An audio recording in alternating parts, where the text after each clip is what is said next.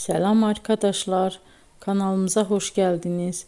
Bugün sizler için sevimli oyuncularımız Birce Akalay ve İbrahim Çelikkol'dan çok güzel kareler hazırladık.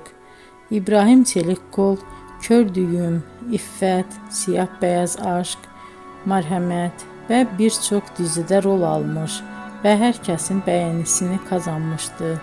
Biz de sizler için onların en romantik videolarını derleyip topladık. Arkadaşlar, kanalıma abone olup yorum yazmanızı, videonu sona kadar izleseniz çok sevinirim. Herkese teşekkür ederim. Bizden bu kadar arkadaşlar.